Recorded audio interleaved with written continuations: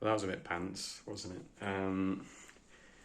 Yeah, it's left a different feeling in the mouth, a different taste in the mouth after the City game. I felt in the City game we showed a bit more. I don't know whether that was just the opposition and we were maybe going a bit lighter on the team in terms of being critical, but I don't know. I felt the City game we had a bit more cohesion. Today we just seemed to lack any kind of control in the game, even in our good moments. There was always that kind of underlying feeling that once Aston Villa regained possession, that they would counter and be dangerous. And defensively, we looked really shaky. I don't know if that's due to Bayer not being in there, whether we felt his absence, whether that was the new player. Is it Dequois? Probably butchered that. I don't know. I just felt players were getting dragged out of position too easily. Roberts, a few times obviously went to close down to press, but whether there was just a lack of communication, I don't know. But left loads of space in behind, and they were exploiting that with Digne. Cash was having a field day on the right. I don't know, in midfield, we just lacked any bite. Burge did okay in the second half, a bit further forward, but I just felt in the midfield, Cullen didn't assert any presence either. Benson tried his best on the right, but he was always like triple tagged. Obviously, Villa knew his threat.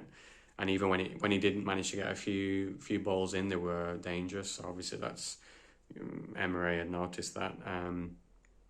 Foster I'm glad. I'm really happy for him that he's got his goal. I think the longer that would go on, obviously again it enters his mind. When's he going to get his first goal? So I'm glad he's managed to get that early on, even if it isn't a defeat. But at least he's broken. He's got his first Premier League goal, and I think he can kick on because he's looked excellent so far. And it's only 2 games in, but his control, his link-up play, he's making runs. Just an all-round different player to what we were seeing last season. Whether the Premier League suits him better, I don't know, but it's whether it suits the rest of the team, because I don't know. Some good, again, like I said, probably repeating myself, but some good plays, some good link-up play. I just think we're too naive, and that's probably lack of experience, whether that's down to company, relying a bit too much on youth. For me, I'd like to see, I don't know, Brownhill, I know Brownhill divides opinion, but I really like Brownhill. I think he adds a bit more bite into midfield, even if he's not a powerful player, but he has a bit more of a presence around him on the pitch. Whether we go back to those players for the next game, just to not get some points on the board, but just add a bit more experience into the team, a bit more know-how of how to see through the first 10 minutes, which at the moment we're just giving ourselves a mountain to climb, conceding so early on into the game. Ekdal, I don't know where Ekdal is. Strange not to see him. I would probably prefer, even if it's not his position, maybe Dakil to go on the left, or Roberts. I don't know if Roberts can play on the left. Or maybe Taylor. I don't know what Taylor must be thinking after seeing today's game. Whether we get Taylor back in, bring Ekdal in, maybe alongside O'Shea, and then put Dakil on the right. I don't know. Obviously, I'm not paid to be the manager, so but yeah.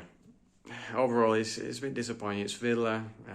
You want to be maybe making a bit more of a game of it. We did make it a game, but maybe more of a point, maybe aiming for a point, but it's one of those, you learn, and hopefully we can just learn from it. And now we've got a run of games, maybe that'll help, and then maybe we can get something from Spurs, but again, they're in form. So anyway, disappointing. Felt we could have got something from today's game, but let's see if we can live and learn from this.